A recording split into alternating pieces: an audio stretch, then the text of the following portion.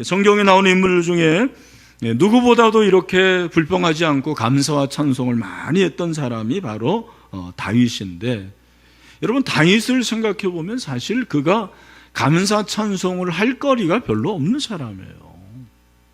물론 왕이 되고 나서는 어떻게 될지 모르지만, 왕이 되기 전에 사울왕의 쫓김을 받았고, 왕이 되고 나서도 아들 압살롬이 반역을 하고 또 추종하는 부하들이 배신하고, 이런 엄청난 고난을 겪는데 그 가운데서 어떻게 하는 게 마땅합니까? 불평하는 게 마땅하거든요. 하지만 우리가 아는 대로 시편의 대부분을 누가 지었어요? 다윗이 지었다는 거예요. 여기 우리가 주목을 해야 돼요. 여러분, 시편이라는 게 뭐예요? 다 감사고 찬양이고 그런 거 아닙니까? 그렇다고 그러면은 그는 불평 대신에 뭘 선택한 거예요? 감사를 선택한 거죠. 불평 대신에 찬송했다라는 말이에요. 그런 사람이 돼야 되는 거죠. 여러분, 오늘 본문의 141편은 다윗이 지은 시인데 배경이 무엇입니까? 엔게디 굴에서 사울을 죽일 수 있는데 용서하잖아요. 내가 기름 부음 받은 사람을 죽일 수가 없다. 그래서 살짝 가가지고 용변 볼 때 옷자락을 뵙니다. 그리고서는 왜 나는 당신을 용서하는데 당신은 나를 이렇게 괴롭힙니까? 사울이 약간 찔림을 받습니다. 그래서 고마워하고 조금 반성을 하는 듯 하는데, 이야, 이게 안 변해. 사람이 잘 안 변다니까요. 진짜입니다. 사람이 잘 안 변해요.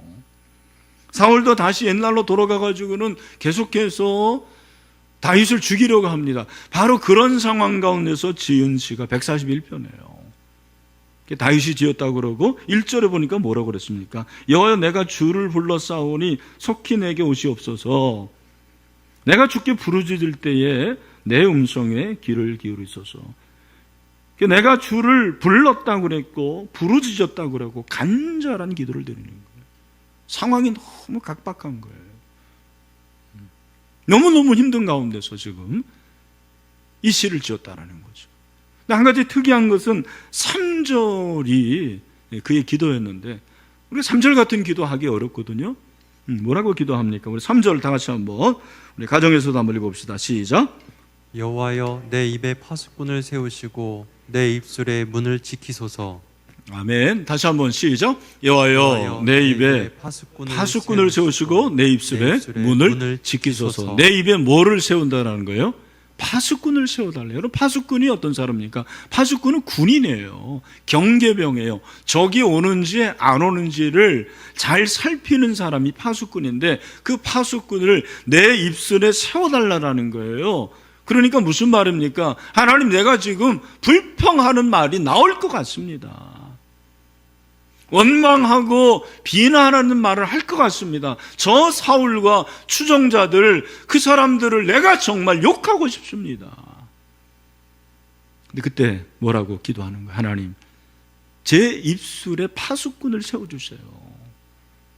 그래서 제 마음에 있는 것들이 나오지 않게 해주세요. 아마도 저는 그렇게 생각을 해요. 손으로 입을 털어 막으면서 하나님, 제 입술에 파수꾼을 세워주세요 라고 기도하지 않았을까라는 생각이 들어요. 뿐만 아니라 그는 내 입술의 문을 지켜달라. 여러분, 입술의 문, 입을 한번 여러분 크게 한번 벌려보세요. 마스크 써서 잘 안 보이는데 입이 아무리 커도 얼마나 크겠습니까? 그런데 입술의 문을 지켜달라, 그렇게 하나님께 기도하고 있습니다. 우리에게 있는 이 입술의 문이요, 얼마나 무서운 줄 몰라요. 왜 무서우냐? 이 입술 안에 세치어가 있는데 이 세치어의 위력이 대단해. 가공할 만합니다.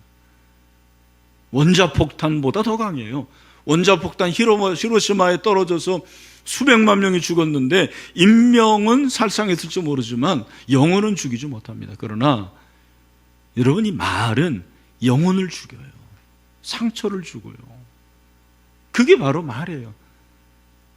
인간의 말은 문제를 일으킨 주범이고요, 원망하는 말, 그리고 탓하는 말, 불평하는 말, 이 말은 내 영혼을 죽일 뿐만 아니라 결정적으로 듣는 사람의 영혼도 죽이는 위력이 있다는 거예요. 말이 내 안에 있으면 내가 주인이지만 입 밖으로 나가면 그 말에 내가 끌려다녀요. 그래서 다윗이 지금 하나님 제 입술을 지켜주세요. 입술에 파수꾼을 세워주세요 라고 기도하는 거예요. 여러분 오늘 이 시간에 여러분이 이런 기도를 해야 돼요. 하나님 제 입술에 파수꾼을 세워주시고 제 입술의 문을 지켜주세요. 왜 우리가 불평합니까? 불평의 원인을 잘 말해주는 성경이 출애굽기 16장입니다. 출애굽기 16장 1절부터 3절에 보니까 뭐라고 그랬습니까? 같이 한번 16장 1절부터 3절 읽겠습니다. 시작. 이스라엘 자손의 온 회중이 엘림에서 떠나 엘림과 시내산 사이에 있는 신광야에 이르니 애굽에서 나온 후 둘째 달 15일이라. 이스라엘 자손 온 회중이 그 광야에서 모세와 아론을 어떻게 해요? 원망하여 그다음에 이스라엘 자손이 그들에게 이르되 우리가 애굽 땅에서 고기 가마 곁에 있던 때와 떡을 배불리 먹던 때에 여호와의 손에 죽었더라면 좋았을 것을 너희가 이 광야로 우리를 인도해내어 이 온 회중이 줄여 죽게 하는도다. 아멘. 여기 보니까 이스라엘 자손이 출애굽해서 신광야에 도착했다고 그랬는데 이 신은 매울 신자가 아니에요. 신라면 그냥 이름이에요. 광야 이름, 사막의 이름입니다. 얼마가 됐냐면 출애굽한 지 한 달 보름 됐습니다. 45일 됐다는 거예요. 그런데 그들이 신광야에 도착했을 때 모세와 아론을 원망하는 거예요. 이 원망하다라고 그랬는데 우리말 성경은 원망인데 원래 이 단어가 불평하답니다. 정확히 말하면 투덜대다 그래요. 히브리어로 이것은 투덜대는 거예요. 스스로가 그들이 그렇게 투덜댑니다. 바로 이 원망 불평이라는 단어가 12절까지 총 5번이 사용됩니다. 2절, 7절, 8절, 9절, 12절 계속해서 그들이 불평했다고 말하고 있습니다. 그들이 왜 불평합니까? 환경이 마음에 안 든다라는 거예요. 애굽하고 비교해보면 너무 열악하죠. 차라리 애굽에서 고기 가마 곁에서 삼겹살 구워 먹고 등심 구워 먹을 때가 좋은데 그 애굽에는 수박도 있었고 부추도 있었고 좋은 게 많았는데 이 사막에는 먹을 게 아무것도 없다라는 거죠. 더군다나 물 한 모금 마시기 어렵다라는 거예요. 사실 이 사건 이후에 하나님께서 그들에게 물을 주셨어요. 15장에 보면 엘림을 통해서 주셨다고 나오죠. 15장 27절 그들이 엘림에 이르니 거기에 물샘 열들과 종려나무 70그루가 있는지라 거기서 그들이 그 물 곁에 장막을 쳤다 그랬습니다.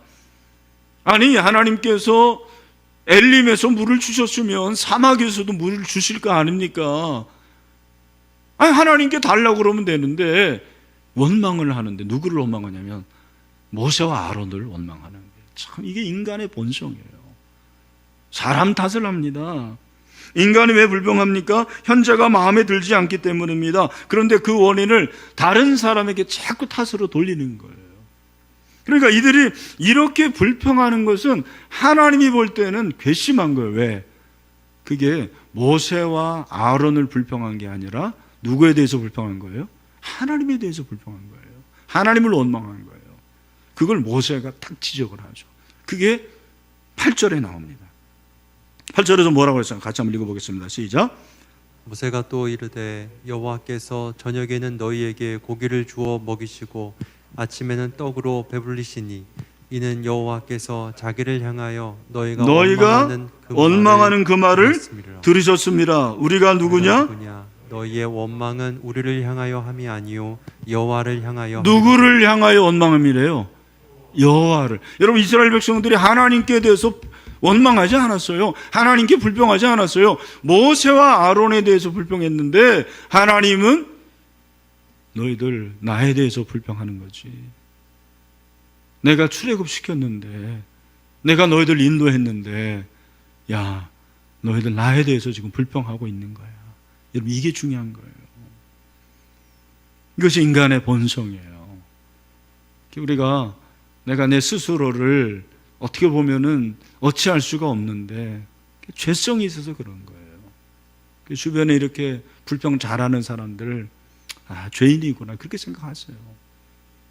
여기서 끝나면 안 되고, 우리가 그러면 오늘 본문이 다윗을 통해서 우리에게 불평 없이 살아갈 수 있는 그런 것들을 우리에게 말해주는데, 저는 그 중에 두 가지를 좀 말씀을 드리려고 합니다.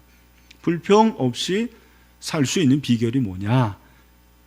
첫 번째는 시작을 잘하라는 거예요. 시작을 잘하라. 한번 따라합시다. 시작을 잘하라. 여러분, 이 불평이 충만한 가운데서 다윗이 어떻게 하냐면 1절에 보니까 141편 1절에 보니까 뭐라고 그러죠? 같이 한번 읽읍시다. 여호와여 내가 주를 불러싸우니 속히 내게 오시옵소서. 내가 주께 부르실 때 내 음성에 귀를 기울이소서. 아멘. 뭐라 그럽니까? 여호와여를 제일 먼저 찾는 거예요. 여호와여. 원문을 봐도 여호와여가 제일 먼저 나옵니다.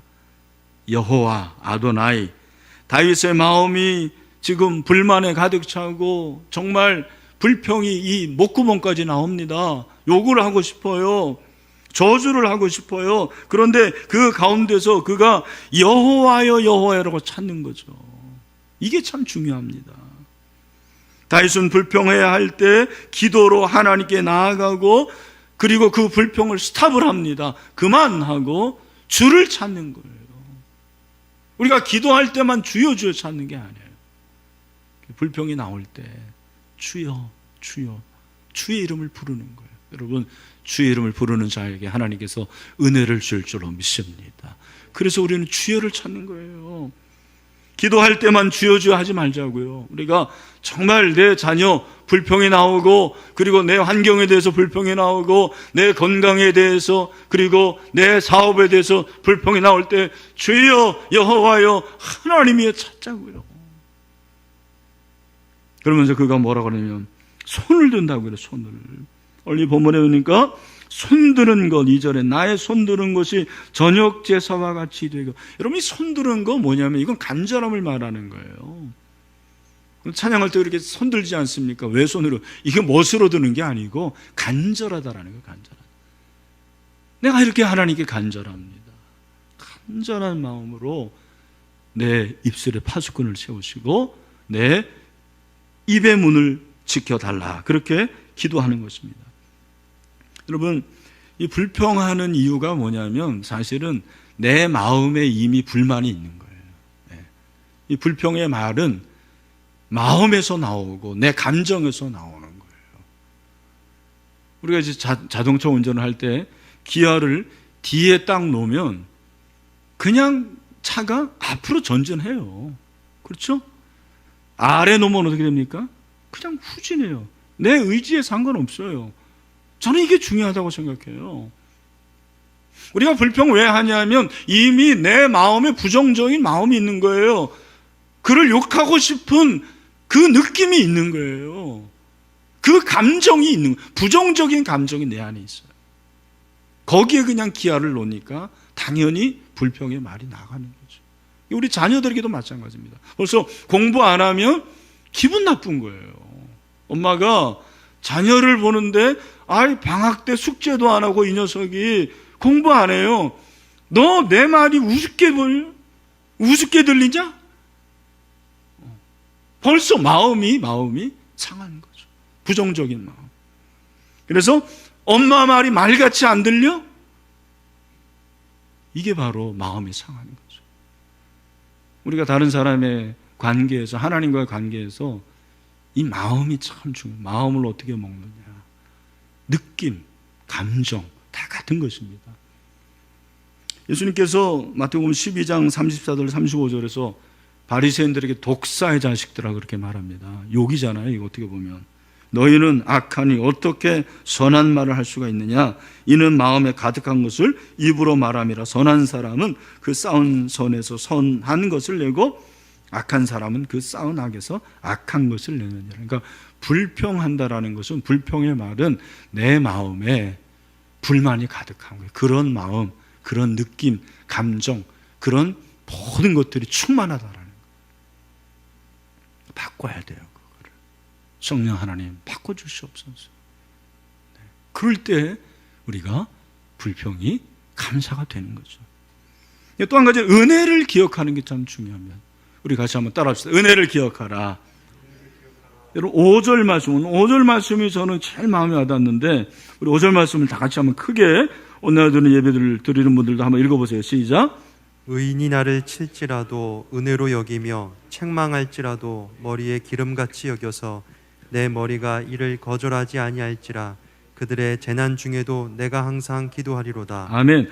여러분 이 5절에 많은 단어들이 나오는데 그 중에 제일 먼저 붙잡을 수 있는 게 의인이 나를 칠지라도 내가 그를 원수로 여기는 게 맞는데 그렇게 하지 않고 은혜로 여기며 그렇게 돼 있어요. 이 은혜가 바로 히브리어로 헤세드죠. 헤세드. 내가 불평 대신에 은혜로 그를 대하겠습니다. 그런 말이죠. 야, 어떻게 이런 말을 할 수가 있을 것인가? 내가 은혜로 여긴다. 뿐만 아니라 그는 뭐라고 그럽니까? 머리에 기름같이. 여러분 팔레스타인에서 이 머리에 기름 부르는 거는 최고예요. 어떻게 보면 사랑의 대상이에요. 예수님께 은혜 받은 그 여인이 막달라 마리아가 예수님의 머리에 향유를 붓지 않습니까? 최고의 사랑의 표현이에요. 은혜로 여기면서 사랑으로 대하고 바로 이것이 불평을 이길 수 있는 지름길이라는 거예요. 은혜를 붙잡는 거. 많은 사람들은 현재를 볼 때 왜 불평하냐면 지금까지 받았던 은혜가 눈에 들어오지 않아서 그래요. 그게 크게 느껴지지 않아서 그렇습니다. 욥이 그런 경우로 생각하는데 욥이 여러분 아시는 대로 정말 부자였어요. 정말 부자였습니다. 뭐 자녀가 10명이고 종들이 많았는데 그 소유가 그 당시에는 가축이 가장 큰 재산이잖아요. 그게 다 계산해 보니까 11,000마리예요. 양, 소, 암나귀, 낙타 해가지고 11,000마리. 요즘 여러분 우리나라에 소를 100마리 기르는 사람이 부자입니다. 그렇지 않습니까? 1,000마리 있을까요? 10,000마리예요. 10,000마리. 11,000마리의 짐승을 기르는 거예요. 그런데 그 소유가 한순간에 날아갑니다. 자녀들을 다 걷어가십니다. 종들도 걷어가고 심지어는 건강도 하나님 뺏어가시고. 그러니까 욥의 부인이 뭐라는 거예요? 아내가 욥기 2장 9절에 보니까 그의 아내가 그에게 이르되 당신이 그래도 자기의 온전함을 굳게 지키느냐? 하나님을 욕하고 죽으라. 네. 이거 접시물에 빠져 죽으라는 것보다 더한 거예요. 하나님을 욕하고 죽으라. 저 같으면 야, 네가 그래도 예수 믿는 사람이냐? 네가 하나님의 자녀냐? 나 같으면 그럴 것 같아요. 이야, 이 욥이 진짜 대박인 게 바로 10절의 말씀이에요. 우리 10절 말씀은 남성들만 읽읍시다. 남성들만 사죄하는 마음으로 시작.